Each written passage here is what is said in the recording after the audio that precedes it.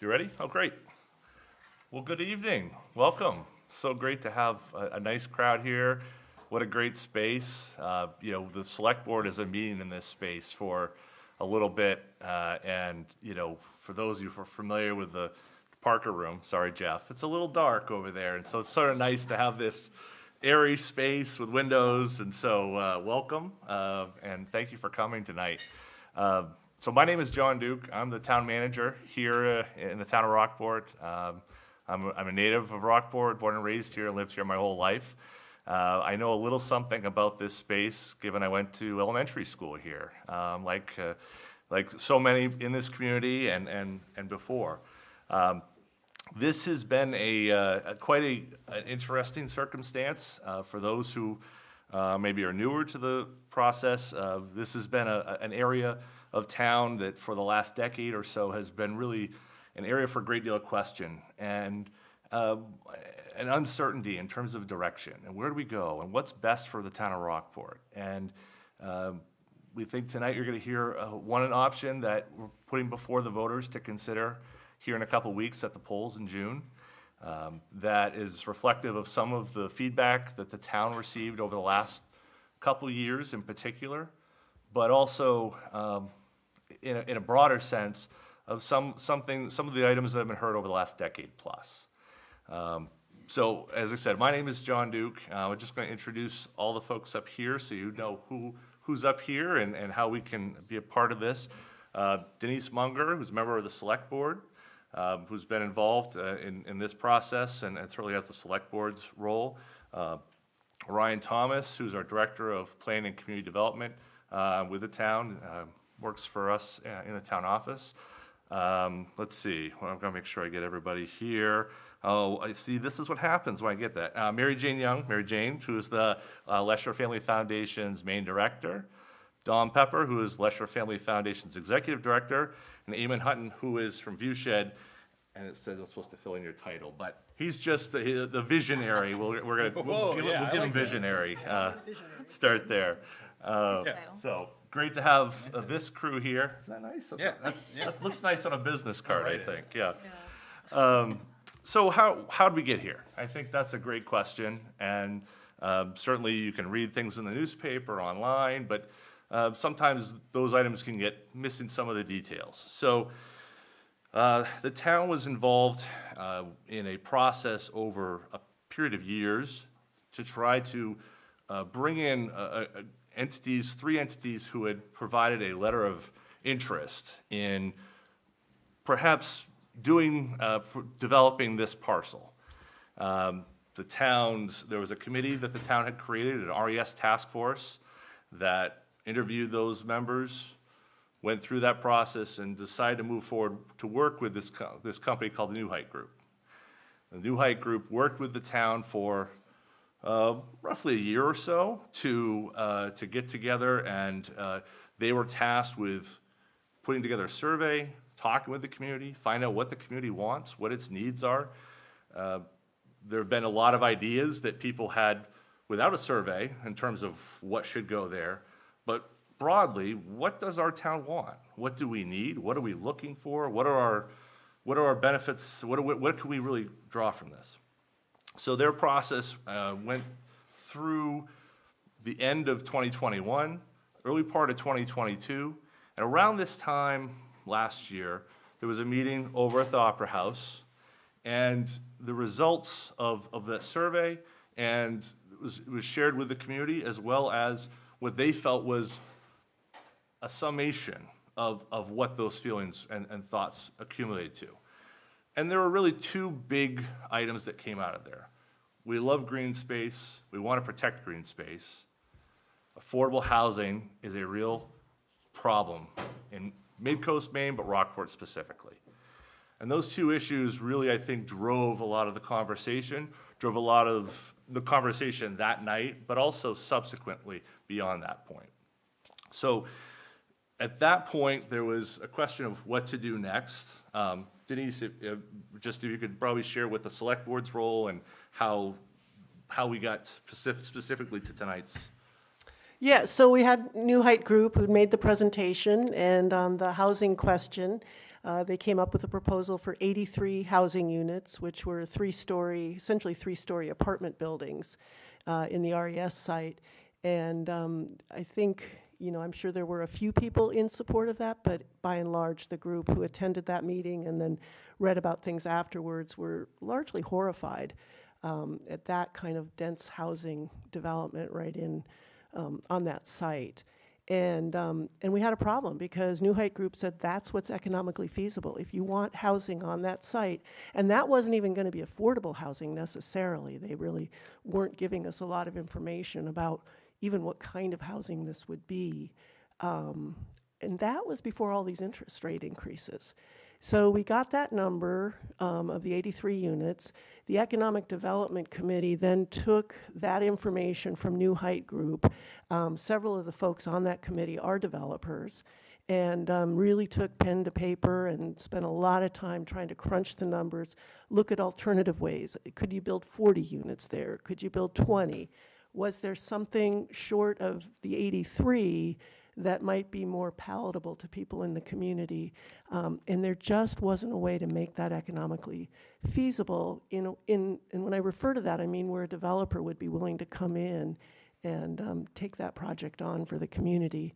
Plus, we had heard, a lot of people wanted that to remain the kind of park that it has sort of become, even though for some people it's a bit of an eyesore, but it's still an open space that during the pandemic times we had the drive-in theater, we've aerobics classes, or, so there's a lot that the community has been able to do with that area. And there, became sort of a desire that we were hearing from people about that. So as the select board, we don't have the money to develop that site.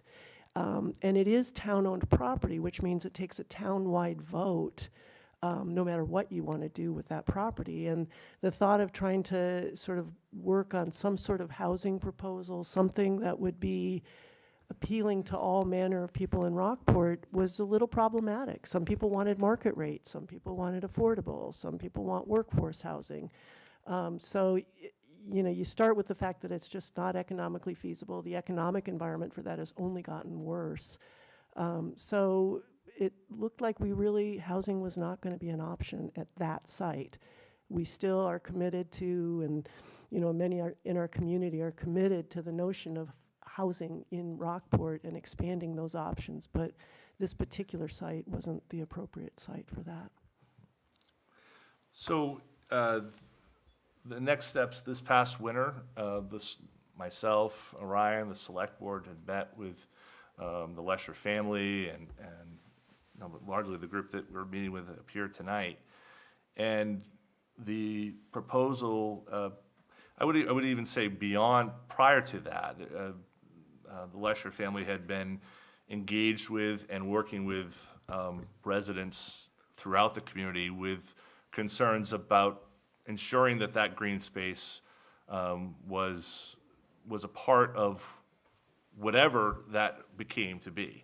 So I certainly, I knew and members of the board were aware that there was interest in protecting this space as green space.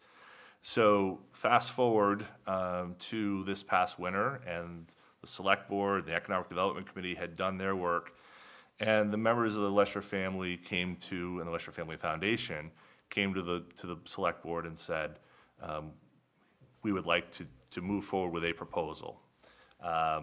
And in large part, what you see and what's on the ballot and what we're going to discuss tonight is almost exactly what the board saw this past winter. So there is certainly a long way to go as this process moves forward. If the voters were to support this concept, this is not the end. This is the beginning. This is the beginning of an ongoing dialogue that will get laid out here in a few moments, but it's part of a conversation with the community to make sure this park is a park that reflects what the wishes of the town are and what needs to be on that site. There are other parks in this community. the Marge Jones Field, the recreation park there is a big part of what we do and how we offer recreation opportunities to kids in this community. That will remain. That will be as strong as it needs to be. It will be stronger. That's a very important thing for myself and the board, is to make sure that that place is exactly as it should be, is as strong as it can be. But this is a different. These are complementary pieces, and so one isn't in favor of the other. They complement each other well.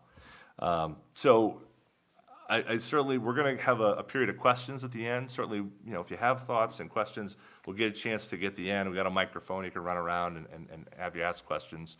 But I'd like, even if you could, I think you're next, right, to go through what we have and perhaps the process moving forward. Yeah, so MJ is going to speak next. Okay, I'll MJ. advance us, but as I do that, I just want to underscore something that John said that we'll be coming to again and again throughout here, is that this is the beginning of a discussion. So I'll be underscoring that again while I talk about the design, but that's really important to bear in mind tonight. Thank you. Thank you all for coming. I'm MJ, Mary Jane. I grew up next door, and I also went to RES, so the site is special to me.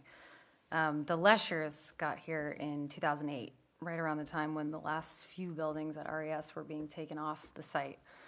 I've known them most of that time. Some of you might know Linda from Barnswallow, her bookstore across the street. As the family became acquainted with the area and their grandchildren learned to ride their bikes on the concrete that's still there, it became clear that this site was special to the town. And like many people in Rockport, they started to reimagine it.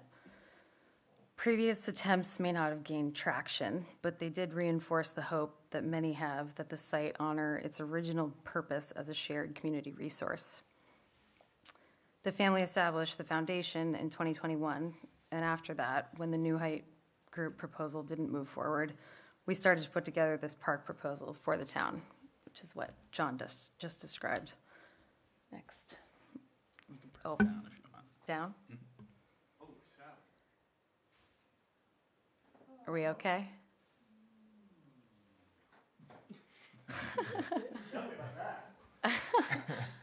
Okay. We're going on the QT.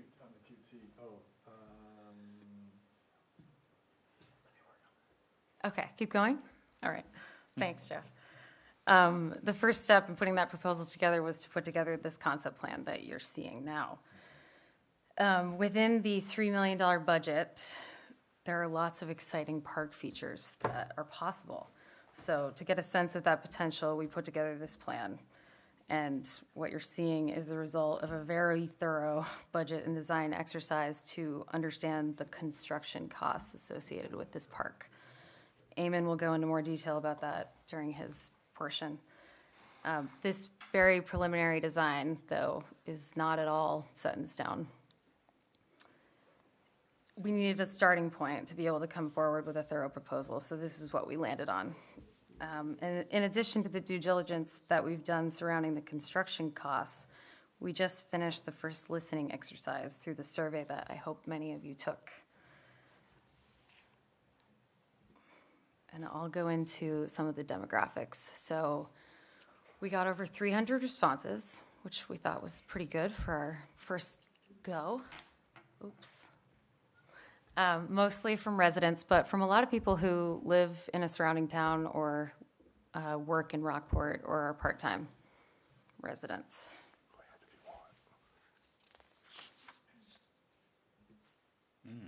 Oh, Jeff, I think we're stuck. Jeff, can we get into full screen mode? Well, you should do that. You got that? I'm gonna give you this back. One up. I have to interrupt your visuals if I do the sound, but, We're sort of scrolling instead of advancing, but Can you Yeah. scroll up one, So Eamon? go into your escape there, and then hit the green button, Oh, you've got the mouse. full screen, and now you should be able to. Okay. Of those residents, we heard from a good portion of the village and a good portion of West Rockport. So I'm hoping the less represented neighborhoods come out to vote in droves on June 13th.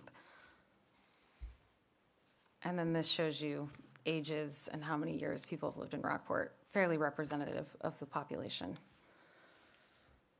Eamon will continue to delve into the rest of the survey when he talks about design, but before I pass it on to him, and kind of echoing what John said, I'd like to stress that this is the first of many listening exercises that we'll do should the vote pass.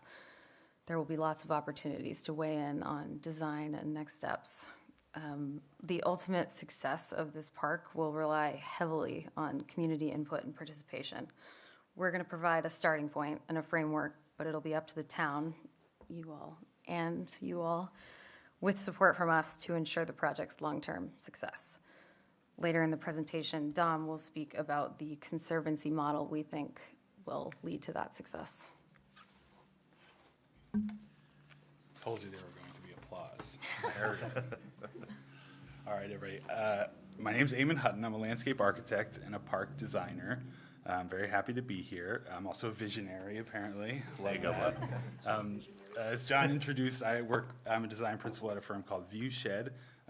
Our firm is recently rebranded, though. You might have heard of Terry J. Dewan and Associates, which has been active in Maine for 30 years, for a long time the state's largest landscape architecture office. And Viewshed is an iteration of that firm. So Terry has been involved in the early stages of this project, and as he goes into semi-retirement, stays excitedly engaged via email with this project. So for those of you who... And Instagram. Yeah, that's right. Very active on the gram, so follow Terry J. Dewan. But just to say that this practice that I'm coming from has long roots in Maine, and we're very excited to be helping out with this project. So I'm going to talk about the design process, but to start, I'll give you just a little bit of an overview of the design and what you're seeing here. So to give you your bearings, this is West Street across the top of the drawing, and then Route 1 down the left. The site itself, between West Street and the creek to the plan south here, is about 7 acres, just over 7 acres. But what's being affected here is about 5 acres. And that's because we're keeping away from the creek corridor with these improvements here. So as you can see, it features a large multi-purpose lawn in the center, a place for flexible sports, pickup sports like frisbee and lawn games. To the west side, that's flanked by a large play area featuring lots of cool different climbing equipment and different play features that we'll get into in more detail in a bit. On the east side, 2 smaller lawn areas that could be used for things like reserved birthday parties or small events, but could also just on a day-to-day basis be another opportunity to find a space in this park. And to the northeast, you see a set of public gardens. Across the top, a bar of parking, and then looping throughout the design, accessible trails and walkways for people that want to come take a jog or just take a walk through the park. There's 2 architectural elements you can see. One is a pavilion that sits at the head of that large lawn. The idea is that that's an open structure that can serve as a sort of bandstand for events where an audience might gather on the lawn and have a performer under the pavilion. Or you could see it being used for 1 million community scale activities, holiday concerts and things like that. The field house, which is just here to the west side of the multipurpose field, would be a small, modest structure to house some restrooms and some back-of-house support spaces for the park. So if there's any storage needed for movable chairs or things like that, that could happen in that building, as well as potentially a small office space. All right, I think I got everything on the plan. So, as you've heard us say, like a broken record a couple times, this is just a starting point. I want to underscore that neither the town nor the Lesher Family Foundation feels like this design needs to be what happens, or they need to mandate this particular set of uses, the size of them, or where they're happening. And the reason for that is because they both understand that the success of this park in the long run will hinge on its alignment with the needs of this community. And so to really understand those needs, we have more listening to do. So why draw a plan at all if we haven't listened yet? As MJ was describing, it's so that the foundation can understand what it costs to build a park and get a real proposal forward. So we have to get our cart a bit ahead of the horse just to understand what kind of design we're talking about, what it'll cost to build that design, and what it'll cost to maintain that design. Because the foundation has no intent to come help construct a park and then leave the town to maintain it. It's a full picture that's being offered here. So the design I just walked through is here on the right. And you see in the different colors, the parking and the garden and the different lawns and the play area.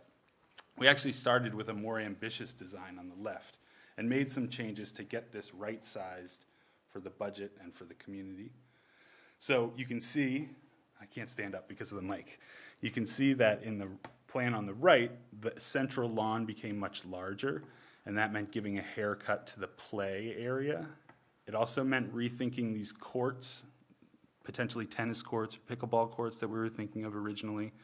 And that all helped in two ways. That helped to bring down the construction cost. Building a central field is cheaper than building play equipment or building court sports.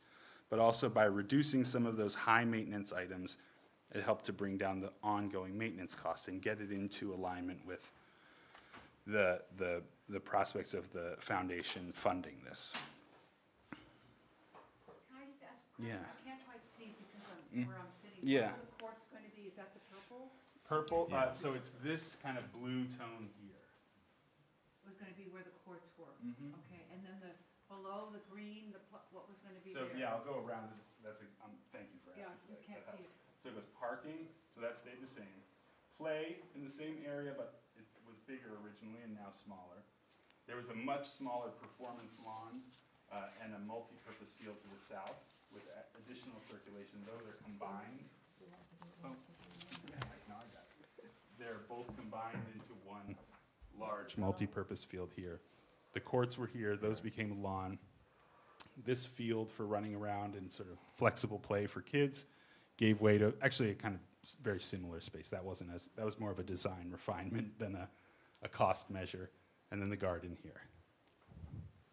Thank you. Yeah, of course. Happy to take those kind of clarifying questions now. Yeah. Are the gardens, how are you thinking about the gardens? Yeah, I mean, Are they food or are they flowers?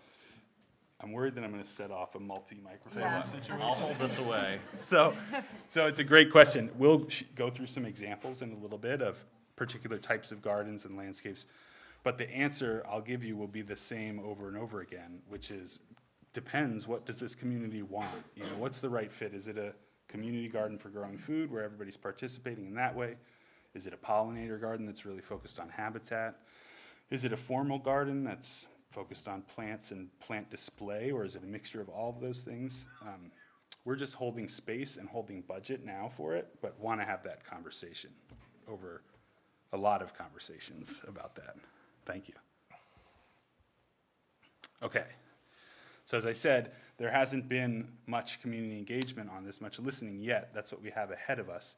But we do, as Mary Jane said, have a community survey that's fresh off the internet as of a week ago. We just closed it and got our data back. So some interesting responses we can share. We wanted to get a sense of what parks folks are using and what are the most kind of beloved spaces here. So we asked which parks have you used in the past 12 months? Respondents were heavily using Beach Hill Preserve, Marine Park, Ragged Mountain Preserve, and less so Goodridge Park and Marge Jones. More interesting to me as we're thinking about the design, 2 questions asked about what's working and what isn't working. So what limits your ability to use parks? People said a lack of amenities, so the things that they want to do aren't in the parks. Or those parks are too busy when they get there or don't have enough parking. Not surprisingly, people aren't too worried about safety here. That doesn't seem to be a barrier for park use. In terms of what's working well, what attracts people to the parks, it's the natural environment. Again, probably not a surprise for Mainers. That's so much of what makes this place special. Trails and paths, the location of the park, so more of the passive uses. Things like organized sports and play spaces ranked a little bit lower in terms of why people use current parks. And more to the point, what would you like to see in this new space if it were to become a park? Top of the list was playground, then a really heavy plateau where everybody wants everything, which is great to see. Walking trails, multipurpose field, field house, parking, everything. Court sports, funny enough, what we were talking about a moment ago, came in the lowest, followed by water play. So the beginning of a conversation, this has been a survey online, so it's not as good as what we can do tonight or in future conversations, but starting to get a sense of what the community is interested in. So it's definitely not the end of our conversations. This is a rough schedule of things to come. So in blue at the top, a period of listening, so community engagement. The next bar in green says prepare, and Dom's going to speak to that in a bit. That's getting the town, the foundation, and a conservancy ready to manage and operate the park. The light green bar is design. That's what I'll be helping to lead, refining the design from this sketch in collaboration with you into something that can be actually constructed. And speaking of construction, tentatively looking at mid-2025 to start construction, so groundbreaking in the middle of 2025. I know I'm eager to see this project happen. Maybe many of you are too, but we don't want to jump into it before the preparation is in place and the design is in place. So some patience is required to get to 2025 and start building so that we're really ready for this to be a success. So these green dots along the bottom are some of the upcoming events in which we can engage you all and your neighbors in conversation. So we have tonight and a similar event on the 1st. And then, of course, your participation in the vote is critical. And then during the design process, there'll be at least 2 community workshops. Those will be big events where we get feedback from as many people as we can. That we are sure of. We also have an intent to just do more community scale conversations like this, so you can see additional dots going through the design process. I think we have a big appetite for conversations and getting this right. So lots more engagement to come. All right, and then the last thing I'll speak to are the park elements. So when we looked at that design, as I said, we can take it a bit with a grain of salt because we want to hear the community's needs, but at the same time, those were not arbitrary choices that we put on that plan. We put a lot of thought into what might be the right fit, and we did that by looking around the country to similar communities, similar community scale parks, and what's going on there. What are some of the tried and true successes? What are some of the emerging things we might want to look at? And we have a number of categories that correlate to that plan that you saw. Play, multi-purpose fields, community field house, flexible program spaces, walking paths, performance space, and living landscapes. But just again, a reminder, if we're missing something here or something's way off, those are the conversations we want to have. So just to give you a taste of what we're looking at, in playground design, which is something I'm very active in, there's a lot of very exciting movements underway right now. One of them is called Adventure Play, which is encouraging us as playground designers to move toward play areas that aren't completely tame and safe and rubberized, to move back to some healthy medium where kids can experience risk while still staying safe. Another really exciting movement is Nature Play, which is trying to get kids, again, out of the plastic rubberized playgrounds and back into the dirt, kind of playing around the barn, behind the barn is how I like to think of it. That was my experience growing up. And then just in general, taking playgrounds more seriously as sort of a public art opportunity and creating play structures that are more than just, bars and ladders, but like this ship up here, have a chance to say something about the community or the sense of place. Water play is also evolving. We're moving away from swimming pools and traditional splash pads with jets and toward play elements that use less water, but also engage children's minds to work on mechanical objects and opening gates and letting water flow out or operating hand pumps. And if you've seen any of these in action, the play value here feels like it must be 10 times that of just a water jet squirting out of the ground. So we're excited about that.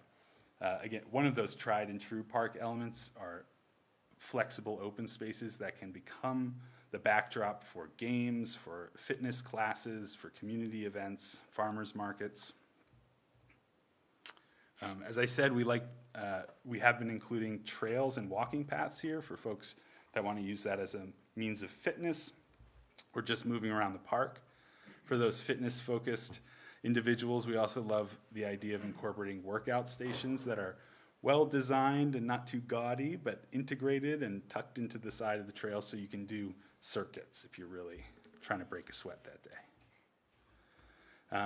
The community pavilion, where performers would be able to kind of perform out to an audience on that big lawn, could take a lot of forms. This is a great point of conversation for the community engagement. It could be a simple timber frame structure, or we could look at fabric structures and tensile structures. But the idea being we create some architectural cover, some interesting architecture that's an icon and a waypoint for the park, and just a space that can be used for flexible uses.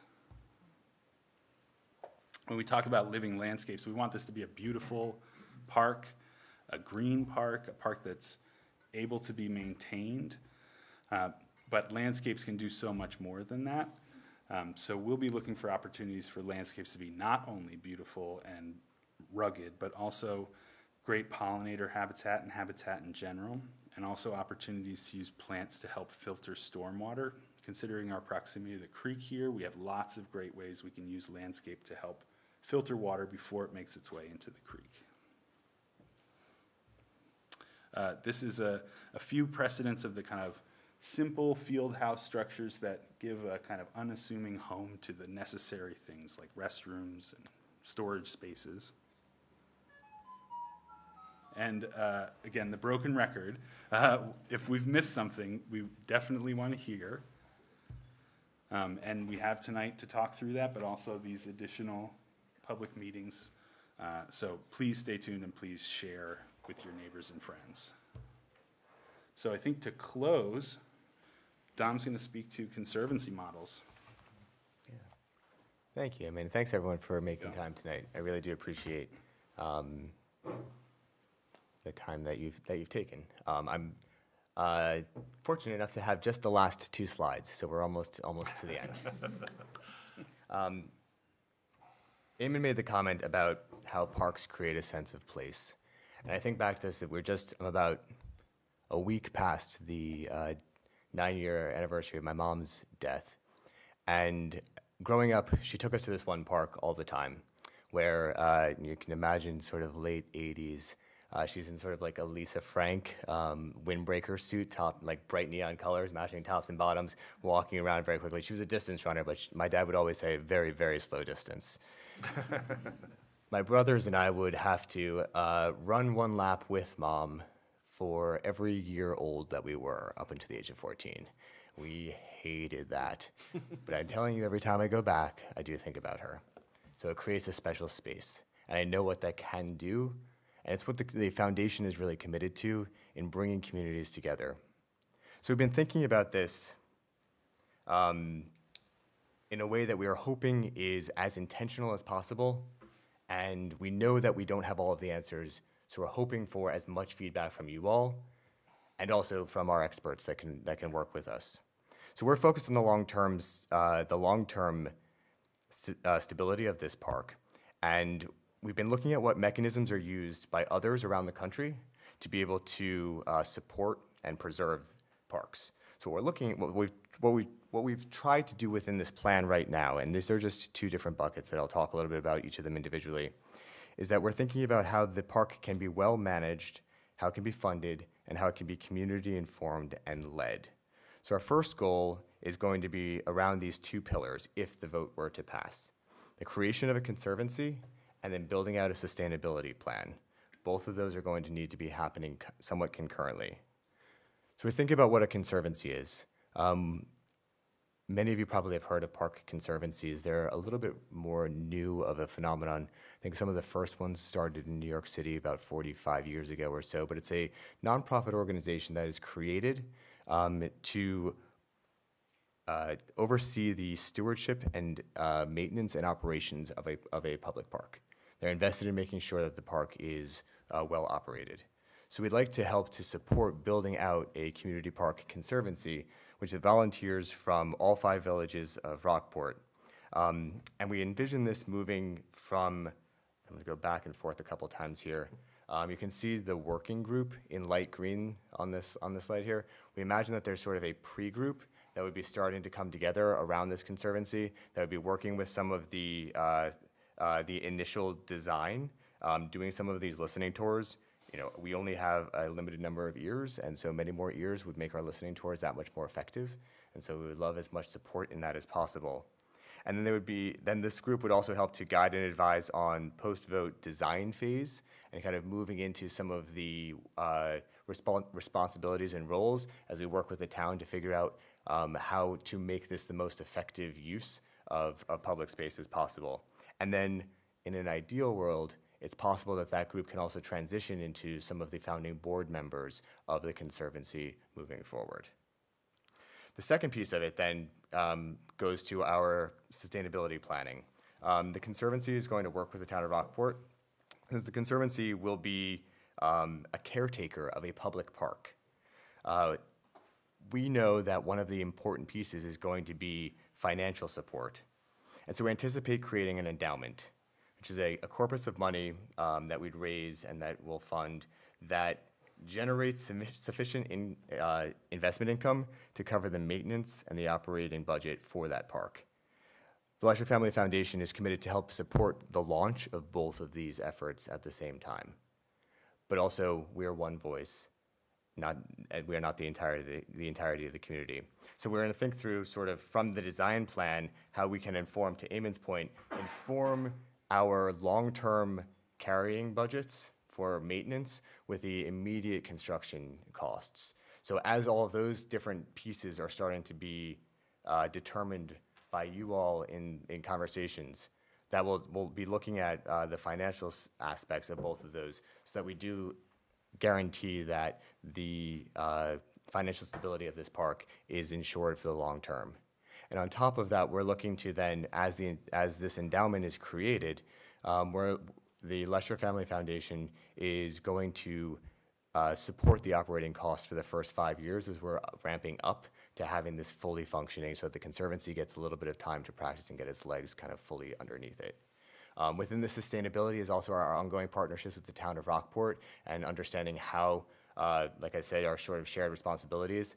And then one of the pieces that, as I've gotten, one of the other pieces that I know is going to be incredibly important is the volunteer groups that exist here in the town. And I know that that type of support can take what is a community resource and really make it feel like it's owned by the community. So we're looking across all of those as we think through what we're talking about in terms of sustainability. MJ, did I miss anything? I think that's it. Then, Goal. boom. Thank you, everybody. So we've reached the Q&A part. Does the town have anything else to say before we jump in? I wonder if it's worth just quickly Yeah. summarizing what the Yeah. warrant articles are with respect to this. So, number one, there's really three components to that. Number one is the Lesher Family Foundation is going to donate $1 million to the town of Rockport, sort of in exchange for the town setting this land aside to be used as a park. The $1 million can be used by the town. The Lesher Family Foundation is not telling us what to do with that $1 million. It's being donated to the town for us to use in whatever priority we decide. We have a later warrant article that talks about the West Rockport Fire Station, and right now our intent is to reduce the bond cost to the town by that $1 million that we're going to receive from the Lesher Family Foundation if the warrant article passes.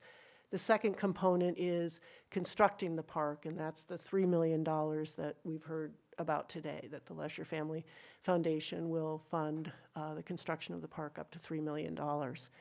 And then the third item is the Conservancy and the endowment, that long-term ongoing operation and maintenance, and that they will see that through for us as well, which will include, they'll want to do some fundraising, they'll want to make sure this truly is a community park, but they will shore that up, be there for us to make sure that the taxpayers of Rockport don't incur any costs related to this project.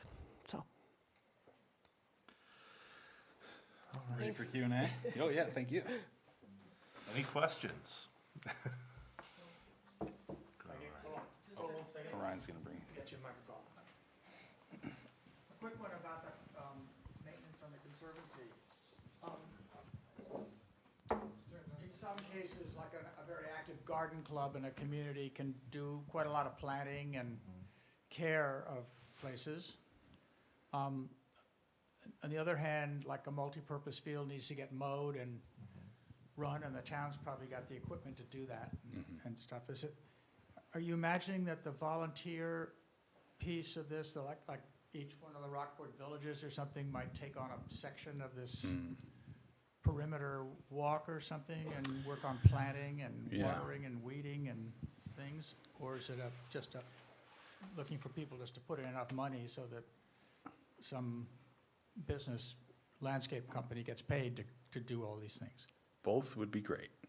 But Dom can speak a bit more to the Conservancy, but having worked with a lot of conservancies and friends groups, I'd say both would be ideal because friends groups have a lot of volunteer capacity, but managing a volunteer effort, especially if there are multiple volunteer organizations, is a whole job in and of itself. So that would be a key role, I assume, for the Conservancy to help manage volunteer efforts, and then the sky's the limit on what can be done with great organized volunteers. Certainly leveraging local garden knowledge would be, or plant horticulture knowledge would be a great way to start. Actually, part of that question was really, do you have examples of other towns and communities that have created something like this and really been able to generate long-term community support? I mean, Yeah, so that's, we have another teammate who isn't able to join tonight, Kathy Blaha, Blaha. You can look her up. She's a national expert with over 30 years of experience establishing conservancies, friends of groups, all these sort of nonprofit organizations related to parks, and there are many, many precedents, I think. Dom touched on the famous ones in New York when we think of the Central Park Conservancy, but that's not really apples to apples for Rockport. So Kathy's been working hard to find precedent in smaller communities and communities with the seasonal consideration as well. But I don't know, Dom, if you have anything to add to that. I think the only piece, thank you, Eamon. The only piece I would add to that is, while there are things that readily do make sense for a volunteer corps to do, there are things, if there's lighting in the park and we need an electrician, I'm not going to guarantee that we have an electrician that's volunteering their services. Or if there were bathrooms that were in the park, we need to have a plumber come through, I'm not expecting that there's a volunteer plumber. So I do think that the Conservancy, though, will be operating the park, and they would engage directly with whatever contractors might be necessary to do those types of elements. Whereas a garden club may very well be able to do some of the plantings or weedings or other types of design work. The other piece that I would just say, I think related to your question, is the actual need for ongoing support will be informed by what the actual design is. So even right now, kind of speaking in hypotheticals based on what we think might be included, we'll have a much clearer, this is what's actually needed once the design part of that is done and is informed by our listening tours from all the feedback from you all. can I ask one more question for, Sure. You got it. You got the Go for it. microphone. Save Orion a trip. Oh, I have to hold the button? There we go. Okay, Jake. Okay, I'll talk into it like an ice cream cone. I was thinking about skating, whether there's an area that can be flooded and possibly used in the winter for free skating or stuff would be fun. I was thinking about asking where the sources of power and infrastructure that could allow things like food trucks to come, or if somebody wanted to build, wanted to volunteer to build another building, or have how much infrastructure is in the pavilion? Do the bathrooms being in a separate building across the field, those have to be winterized and stuff? Does the pavilion have to be, fireproofed and sprinkled and have its own infrastructure, and would that be available or not? So, great question. I love the detail that you're thinking. And the short answer is a lot of that is still to be seen in future design. But I can say for sure that there will be power and water and likely sewer in the park for the restrooms. So exactly where those utilities fall is unknown right now. But to the bigger question, I think, about providing utility support in the park, it's going to be critical to not just power the buildings and power the field house, but to provide plug-in for water, plug-in for power, so that this can be a place where you can do pop-up events like farmers markets. A lot of Okay, the times, the limiting That's what I'm factor for getting an to. event like that is not having the right connection. So we do a lot of good by putting in that stuff ahead of time to anticipate those uses and not having to come back later and run an extension cord from a light pole or something like that. So both will definitely be a part of this project. Fixed, really dedicated utilities for the structures and for park lighting and things like that, and then connections to help with future programming. And Okay, to your I'll stop. first question, Brinkley, a lot of people asked about skating, and we've talked about it quite a bit as well.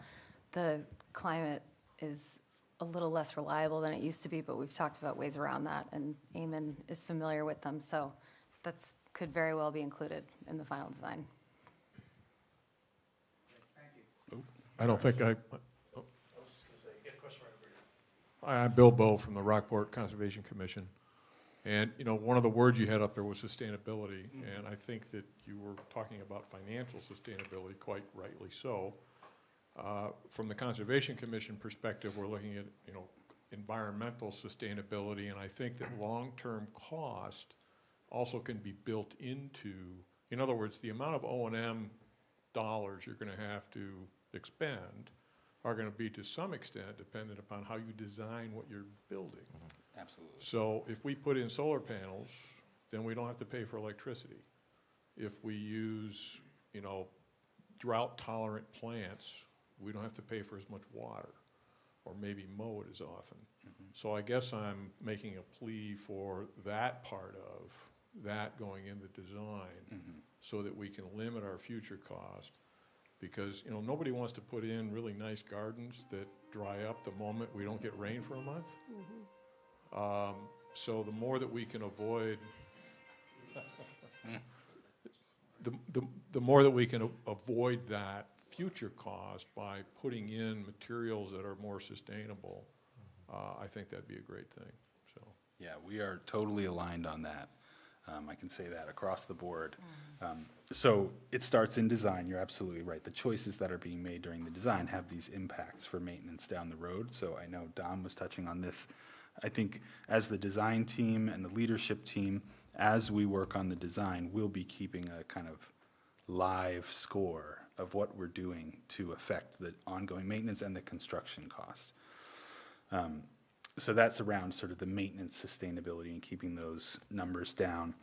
You're absolutely right about plant selection. It's near and dear to my heart. So when we use native adapted plants to this region, it's not just a habitat value, but also these plants are adapted to growing in this climate. So they're more resilient to the droughts that you speak of, or, you know, cold snaps and all of that. So it's not called out specifically here, but a native landscape is definitely what we're interested in for this project. And then more broadly around the sustainability of the systems and energy use on the site, that's something that will evolve through the design, but is definitely front of mind for us. And then the water, are you talking about Mirror Lake water? Are you gonna drill a well from a conservation perspective?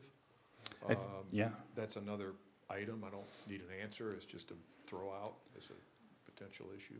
Yeah, it absolutely is. Water use is a growing concern from a sustainability perspective. I'm sure you're aware. So yeah, water use will definitely be a factor as we're designing the landscape, making sure we're keeping those demands low.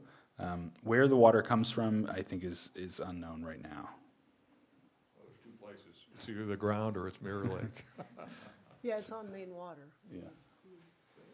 We don't have a survey of the utility or a plan for water connections yet, so I'd be out of my depth saying exactly where it's coming from, but it will be one of those two, you're right.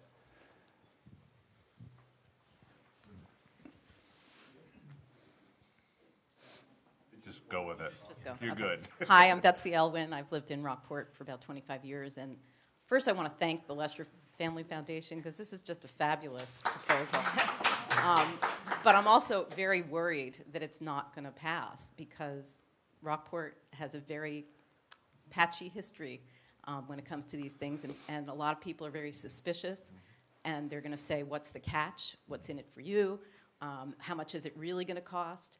So I would just, I guess my question is there, we've only got a few weeks left. I know we can do letters to the editor and that kind of stuff, but is there any kind of specific campaign between now and the vote? And also, I'm also concerned politically about this sort of linkage between the $1 million and the firehouse, because some people that aren't crazy about the idea of the fire station but are crazy about this idea are going to be in a quandary. So I'm wondering is that set in stone, that it's, I mean, it's all the same pot, so in effect it doesn't matter. But to the extent that we could emphasize that what we're doing with this $1 million is saving the town money because we won't have to finance something.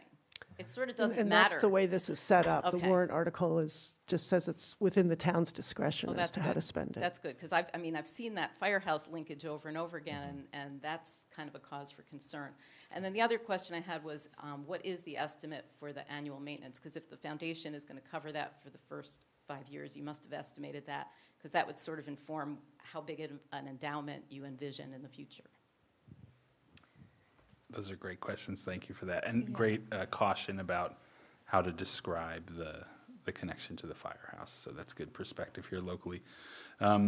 Getting to the maintenance cost right now is really a kind of wide range. So when we're talking about framing up the design so that the Conservancy can have a sustainable plan, we're actively in that process right now. It's not a small amount, though. This is a 5-acre landscape. So it really needs to be ready to be maintained and funded to be maintained. So we don't have a crisp figure that we can share right now, but the full, well, I'm stealing your thunder, but the full plan is to build out a Conservancy that covers that, whether it's X, 2X, or 3X.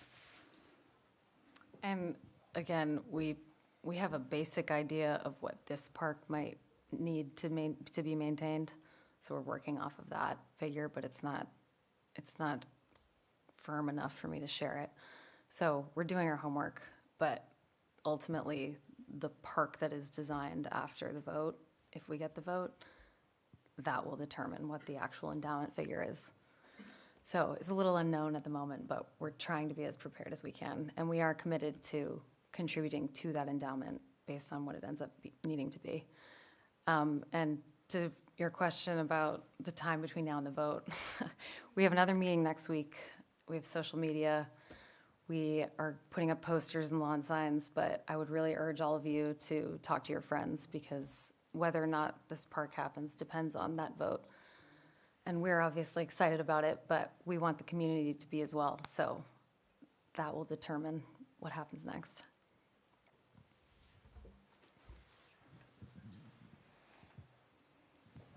So I have a comment and 2 questions.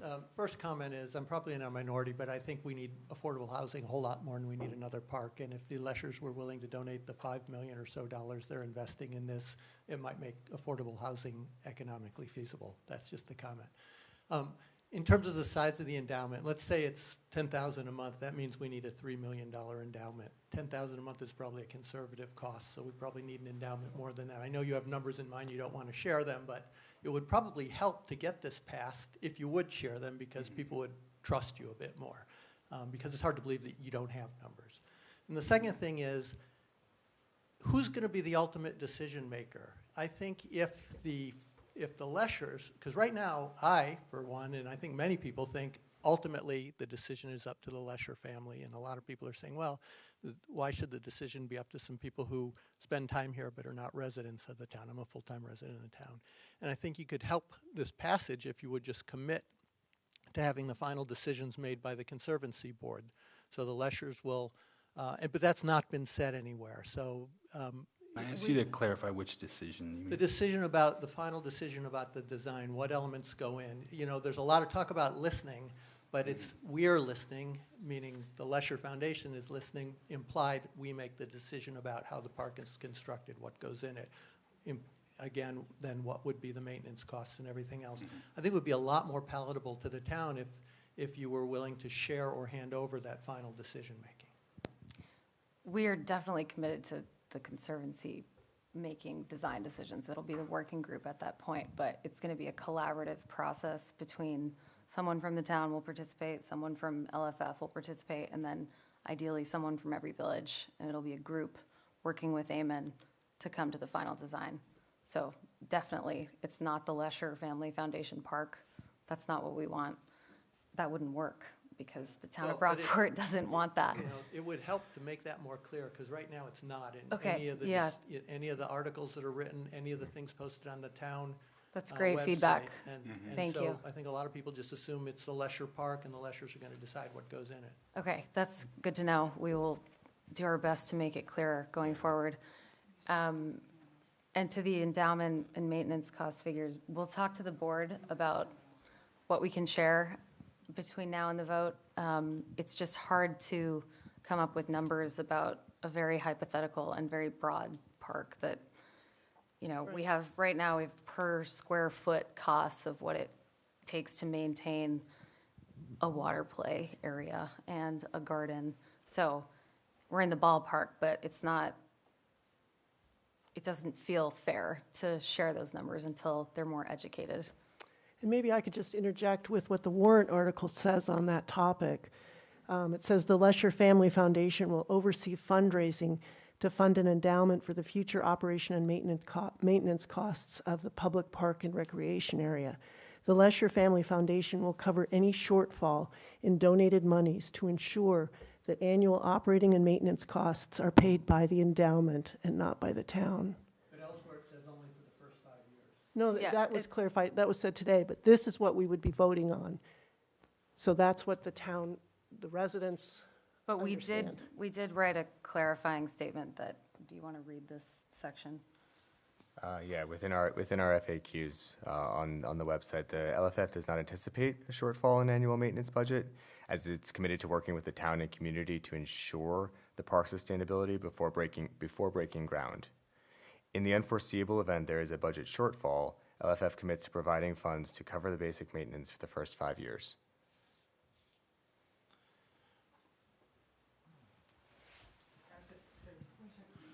We got one over here, and then we can come to you. This is an amazing gift, thank you. We drive by that area all the time. It's a blight on this beautiful town. And this is just wonderful. Thank you for all participating. My question is, like this young lady, on the approval process, that the article is very clear to the voter. You elucidated a little bit on the endowment. Do you feel the question to the voter is very clear on what this is? Maybe you could read it to what we're going to be voting on. You know, sometimes how the wording of a particular question is so nebulous, the voter goes, I don't get it. right. And if we participated in Maine politics, you've seen that from time to time. So maybe you could rest with my concern that it's so easy to understand. Sure. And I also have a second question. How does the select board feel about this as a rule The publicly? select board unanimously recommends that the voters approve it. It's an incredible opportunity. This site has been at least 13 years in the condition it's in. And this isn't the first time, even with New Height Group, that we attempted to, we've had RFP processes, we've had letters of intent. The one option we got at one point was a local housing developer said, you give me the land, I'll build 5 market rate houses, you put in all the infrastructure, and then I'll sell the houses. That's not a good use of the town's resources. And that was the only sort of opportunity that anybody has provided over 13 years for this site. So as much as, some of us would like to see affordable housing, workforce housing, again, it takes a full town-wide vote on what kind of housing would go on that site. So I think the fact that that the Economic Development Committee determined it wasn't economically feasible in the first place, and then the fact that we'd need a townwide vote, and then, excuse me, and then we're just getting this amazing gift that is intended to provide a community gathering place for our town. And so I'll take this opportunity to read the question, so at least everyone here can at least maybe sit in their mind's eye what this entails. So it's Article 3. It says, shall the town authorize the select board to enter into an agreement with the Lesher Family Foundation that addresses the future use of the former Rockport Elementary School site and includes the following key provisions. The town shall accept a donation in the amount of $1 million from the Lesher Family Foundation to be used by the town to fund a project or projects that the town, in its sole discretion, determines should be funded by the donated funds. The town agrees to retain Title II and dedicate the former Rockport Elementary School site for use as a public park and recreation area.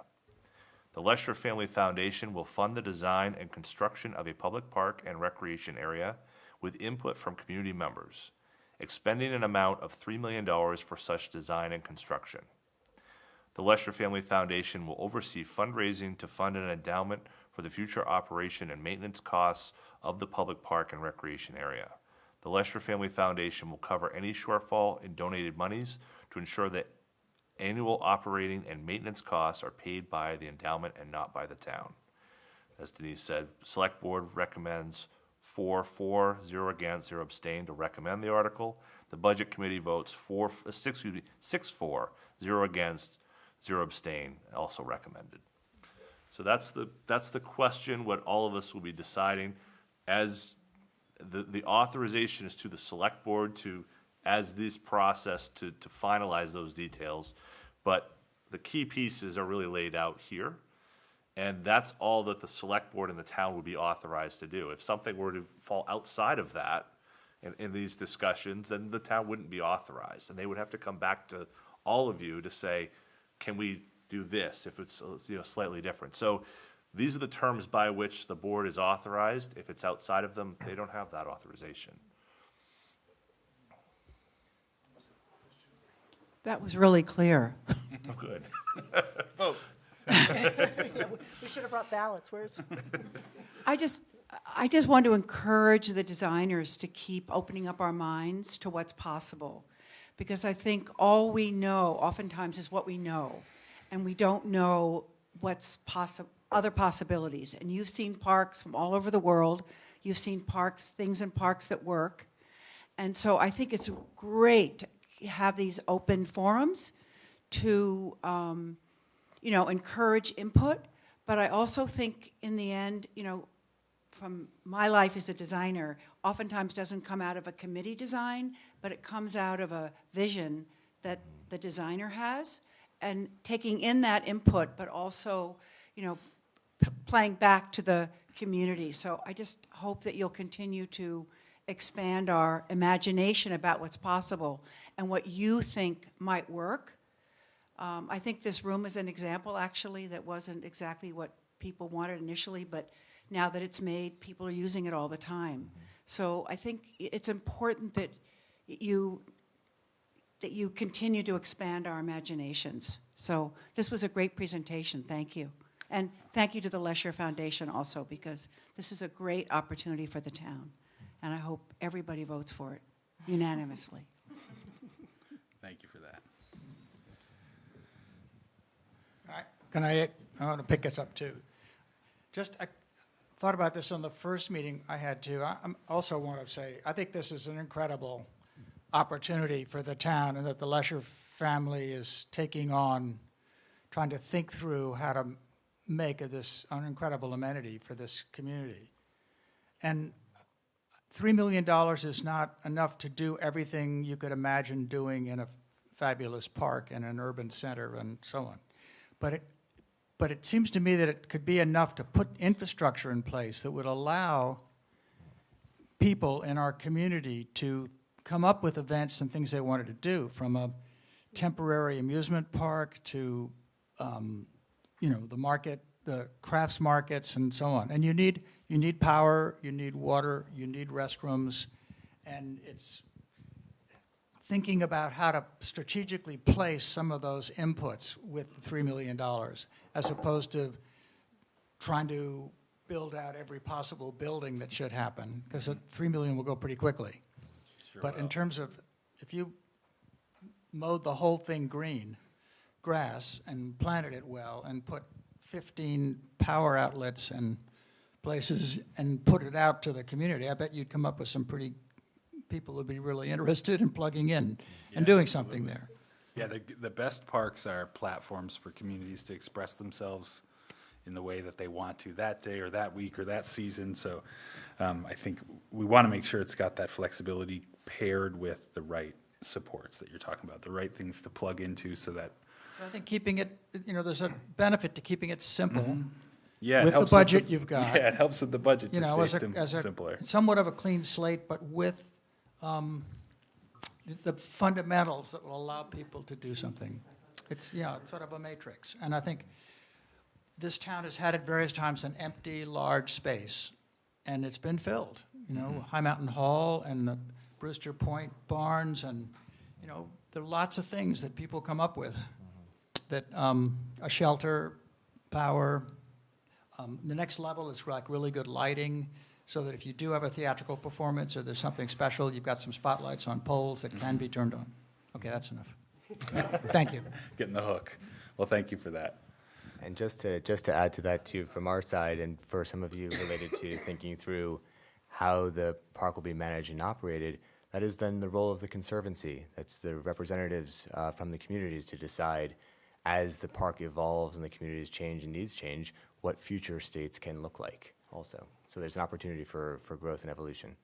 Yeah, it's a conversation we've been having quite a bit, which is what is the skeleton that we want to establish, the framework for the site that could be established in this project, and how can it have the flexibility and openness that you're talking about for different uses, but also for this park to evolve and change. So can we imagine looking at this plan future phases? Absolutely, and hopefully some of these conversations get the community excited about what could even happen next after this.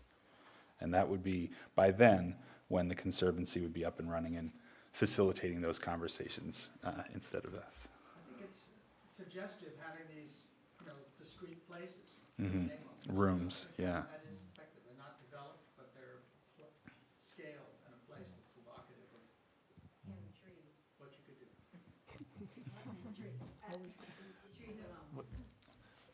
One thing I wanted to add, and I know we have a number of folks who are neighbors or live nearby, Pascal Ave or Amesbury Hill or some, in nearby. As the town, went through the various what could go here or the library conversation, will it go there? One thing that started to happen, at least I felt it as a resident and someone who grew up in the village but now lives over in Glen Cove, I think we decided through that process somehow that this is a place that's everybody's in Rockport. Everybody can feel like a part of what's there, whether it was we went to school here or whatever our connection was. My kid plays t-ball there, or there's softball, adult league softball, or I go to the drive-in. Somehow all parts of the town feel a piece of this. And it's not just for one section or one neighborhood or one community. The beautiful part about the location of this is that it invites everyone. It invites our whole community to get together. And that's one thing, certainly out of the pandemic, I feel certainly there's a lot of people who have moved to Rockport who, haven't met a lot of people across town. Maybe they know their neighbor, but maybe they don't know someone who lives, across the way or whatever it might be. And the more places that we can allow people to connect in our town and feel those connections. We're just really off the cuff story. So we're cleaning out the vault in the town office the other day, and we found this. It's an old Sears Roebuck catalog, and they stuck all these pages of all these news stories from 1958 to 1962. And I you know, as my family who's been here, I look through, oh, I know these people, and oh, it's the Graffams, sure, and, you know, Tolmans, and all these names that are sort of part of Rockport lore. And it's interesting to me that the conversations that those residents had, many of them who had just moved here, my dad's family moved here in 1957, and they were in the paper and getting involved in 1958, 59, 60.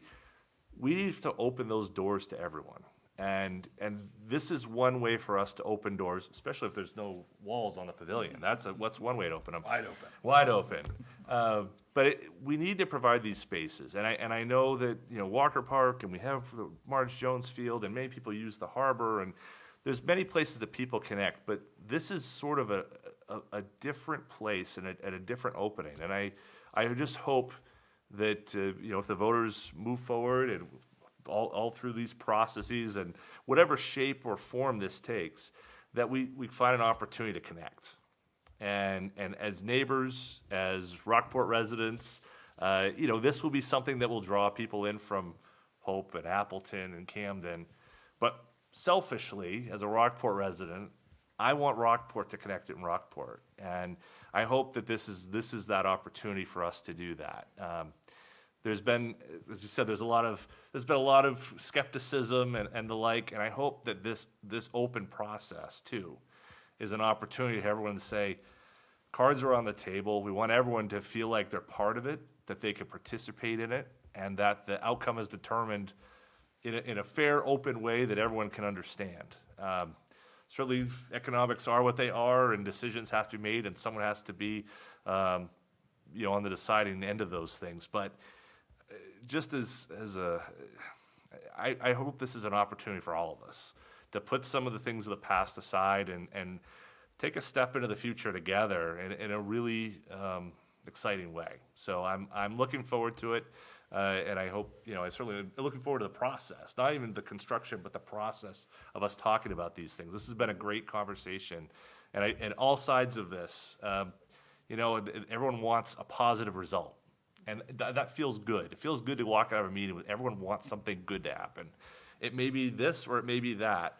And often, you know, the select board doesn't always get to have those situations. So I appreciate not just the conversation, but the willingness and the openness to talk. That's what we have to do as a town, I think, to be able to make decisions. So thank you for that.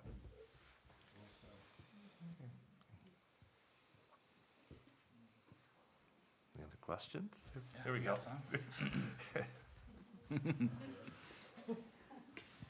This might be a very naive question, and if it is, I apologize, but I'm curious to know if in modern day park design, if there are alternatives to grass? I was thinking about that this morning. Yeah. Something that's more sustainable and requires less maintenance and, I don't know. Yeah. I'm just curious. Yeah, I was thinking about it this morning because it troubles me too. You know, this isn't the native landscape, New England, of grass. Grass wasn't intended to grow in clipped lawns here. It's a tradition that comes from England and was brought here. Anyway, long story about why we make lawns here. But when it comes to making open, flexible spaces in parks of this scale, we have few options. Grass is, though it involves mowing and takes time to establish, it is one of the more economical and functional choices. We can go up to synthetic turfs and things like that to create more durability and less watering, obviously no mowing. But then we start moving into synthetic products that have a kind of heat island effect too. So there isn't a silver bullet in park design right now for creating open space without using lawn. Now, we can use lawn, you know, we might all have different images about what lawn is. I think in a civic landscape, we're not talking about something that's heavily maintained to a golf course level, which uses high amounts of water and high amounts of typically synthetic fertilizers and pesticides. So that's not what's being proposed here. So it will be a big open park field.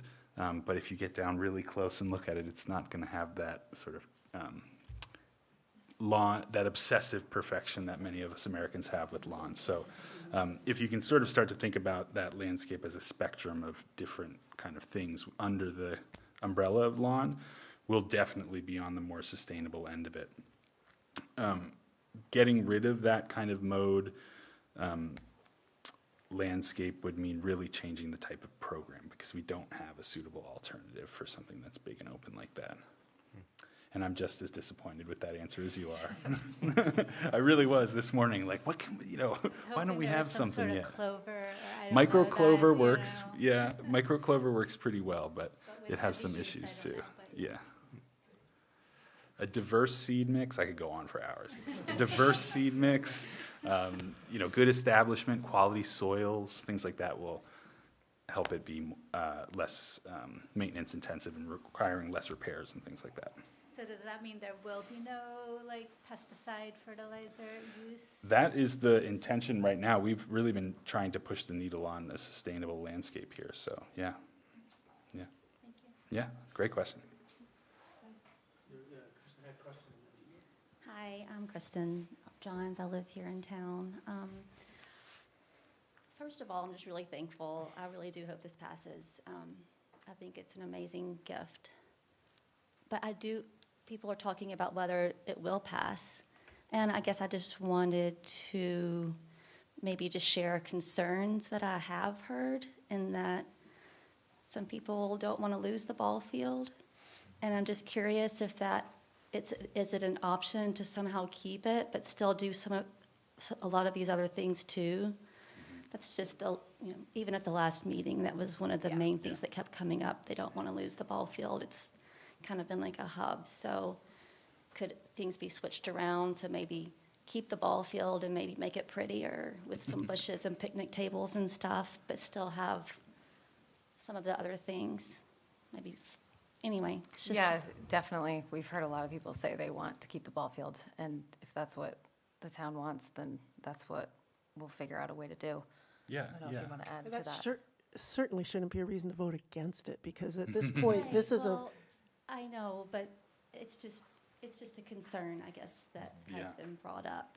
And, Yeah, no, I'm not arguing with you. I'm just, Yeah. the response back to that, because the process for deciding what will be in that park is the process we've been talking about tonight, and nothing in there is written in stone. right. For And just that another process. question I had, I was talking to a neighbor last night at Walker Park who brought up this and was just asking what I thought about it. And she was also had some confusion about the article number 3. And she was just curious, if it does pass, does the town vote again on the final design? No. So once it passes, then there is a park going on, and it's just, okay. Right, and then you have the board, the working group process, where there will be a Lesher Family Foundation member, a town representative, and then community members who will collaboratively decide. And one last thing, if I didn't say this, I feel like my little boy who is standing outside would be upset with me. If anywhere in this park you could put one little basketball goal, he would be just over the moon. He just really wants to be able to shoot basketball, and we don't have a place at our house for a goal. And if he could walk down there and shoot at a goal, Yeah, he quite a would be few in people heaven. said that in the survey, So too. that's all Yeah. I have to say. Just want to say, we did hear about the conversations the other evening around keeping the baseball field, and just to give you a peek behind the process, we are all very open to that as part of the mix during the design process. Also, we got a lot of feedback that said, why are you putting the playground near the road? That's so dangerous. And we have been thinking about it, I think, a little differently, something that would have fences and be very safe. But, if that's hard to get past for folks, we're totally open to moving it. That's the risk of doing this plan to develop costs, is it might give the impression that these things are decided. So we're very cautious to share it, before there's been a public process. So I think it's for once we get past the vote, if it is successful, I think the questions of trust and just, what's going on with this decision-making should be cleared up by a very transparent process where people can see, oh, I said I didn't like the baseball field going away, and now the baseball field didn't go away. So seeing that feedback is being heard and incorporated in real time, I think will help put to ease or put to rest some of those concerns that the decisions will be made by a non-representative group or by someone with, just their vision in mind. Yeah.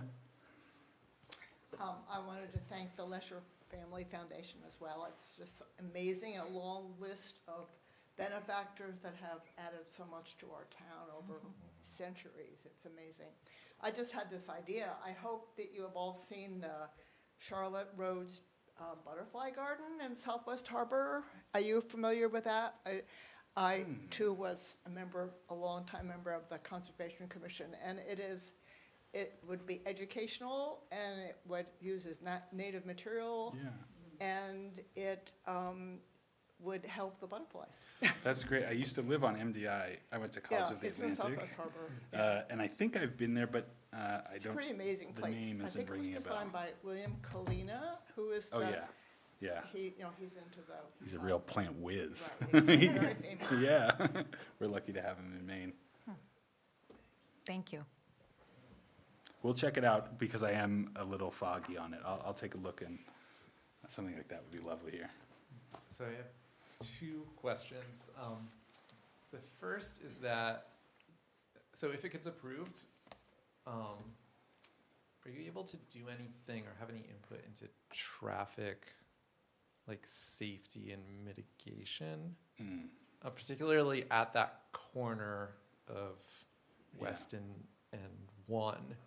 I think trucks are kind of accustomed to just, zooming through, and I was wondering if having a park nearby. Going across 1 and down West, yeah. Or I was thinking just like Northbound on 91. either way. Yeah. I think that the trucks. I think, there's a crosswalk there, but it's kind of even with the crosswalk, a little bit of at your own risk. So I didn't know if having a park there would kind of open it up for more, I guess, evaluation and. The town. Yeah. Yeah. Brian, why don't you talk about the VPI process? Yeah. That might be a good. Funny you should ask. Yeah. But you should ask. So we're currently in the process with the Village Partnership Initiative Task Force. We're doing a traffic infrastructure study. A few of you were at that meeting. But that's a study going on with Sewell and Viewshed. So what they're doing is they're looking at from the high school all the way down to Pascal as a either multi-use path or bikeability, just connectivity from the schools to the downtown, then all of Pascal all the way up to Graffam Brothers. So that's the scope area. So hopefully through that study, some recommendations will come to do some traffic calming. But I'd say with the park edge that we have along West, there's opportunities in this project to do the best we can around streetscape and sidewalks and, the way the landscape on the street edge is treated to sort of put in place some of those best practices for traffic calming. I don't think the LFF would be opposed to thinking about improving crosswalks and things like that either, but want to acknowledge that there's a process going on right now that will be overlapping with that. And I have one more. Yeah. So, have you thought at all about concessions? And I know, like, adding in a commercial element could get a little tricky, but just thinking about some of the better parks that I've been to. Yeah. In the world, they all kind of have interesting things to eat or drink. And it also allows people to just stay in the park as opposed to, well, it's lunchtime, let's leave. Or, and I know food trucks have been mentioned, but it's nice if there's something that's a little more dependable. And so you just know that it will be there. If it's seasonal, obviously it's probably going to be seasonal, but right. Just wanted to know if that's part of. Yeah, it's definitely been part of the discussion, and you're absolutely right. We were talking about needing the infrastructure of water and electricity and sewer, but when we think about successful parks, part of that infrastructure a lot of times is restrooms and food. It allows you to stay longer. I'm a parent, so being able to feed my cranky kids means we can stay at the park instead of having to get in the car and go home to eat.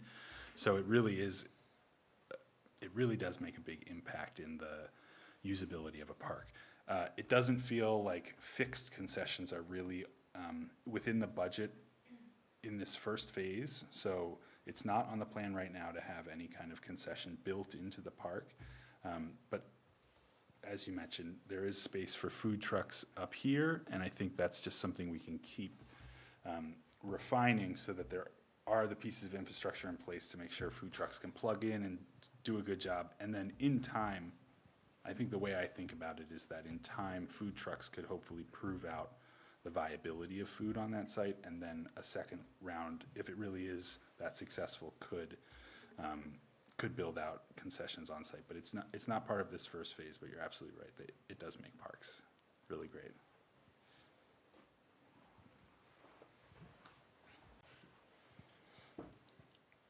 Anyone take, oh, you go, Megan.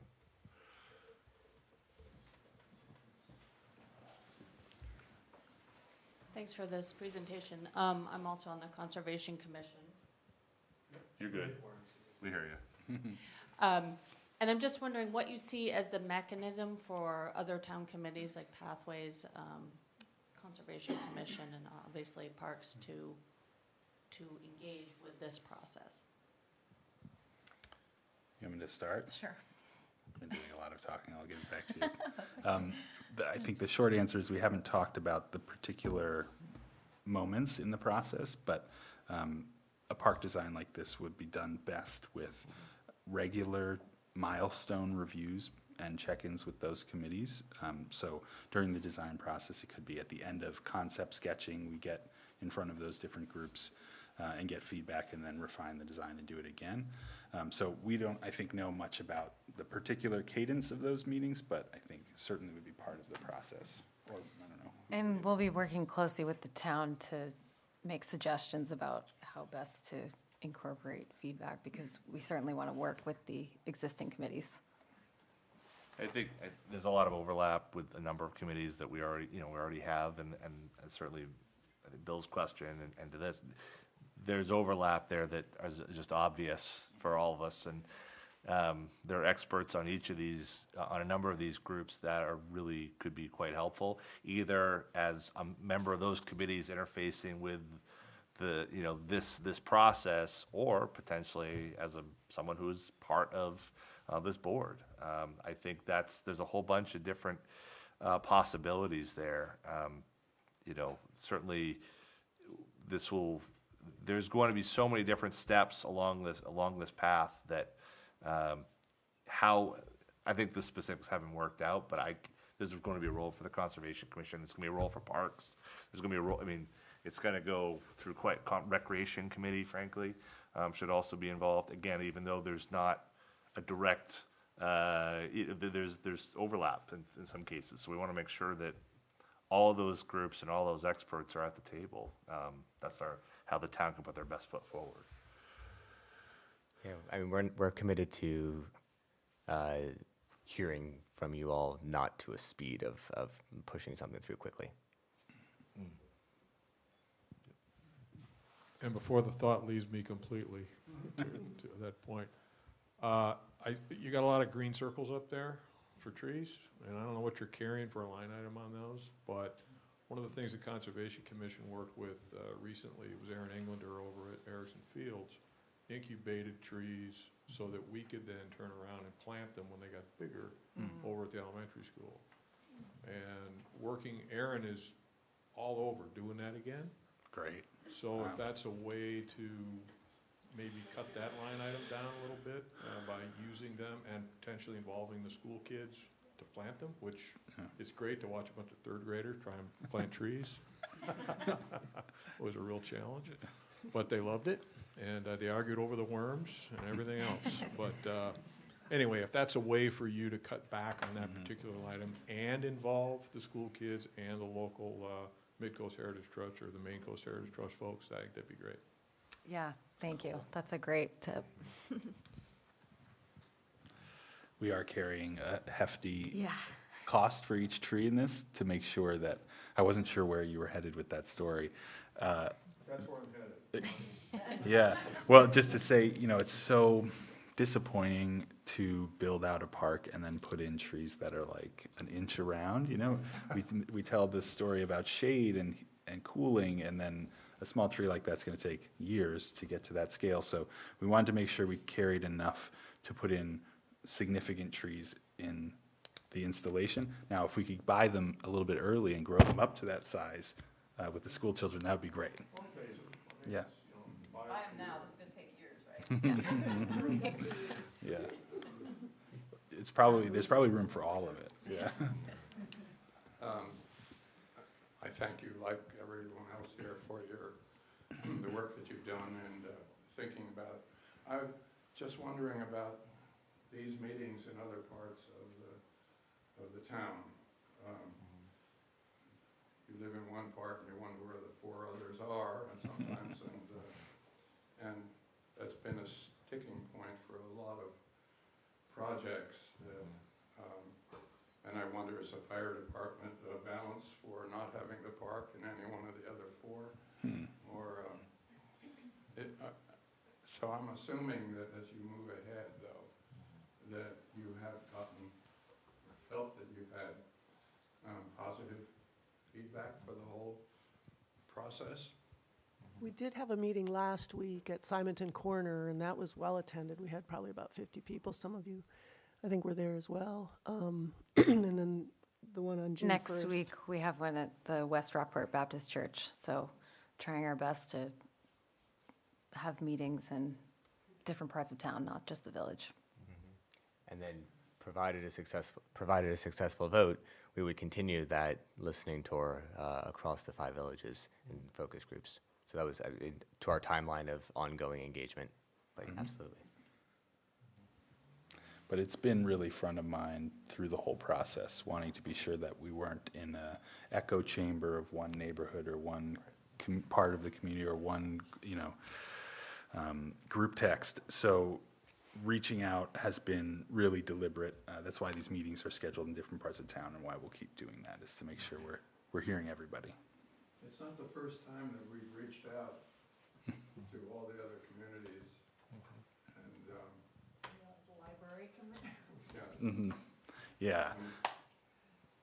It can be tricky. I think one thing what we're trying to do already is to sort of make sure we're moving around and not requiring folks to come to one place for every meeting. So kind of meeting people where they are, I think will hopefully go a long way toward that. Yeah, and the online survey for people who are busy working and feeding kids at night, and this way they can participate. Yeah, absolutely. Well, are there any other questions? No? I think that's it. Thank you, everyone. Really appreciate Thank it. you. Thank you, everyone. Oh, absentee ballots are now available, so cast your ballot. Go Celtics. Thursday before. You can get your absentees up to the Thursday before the election. Hey. Yeah.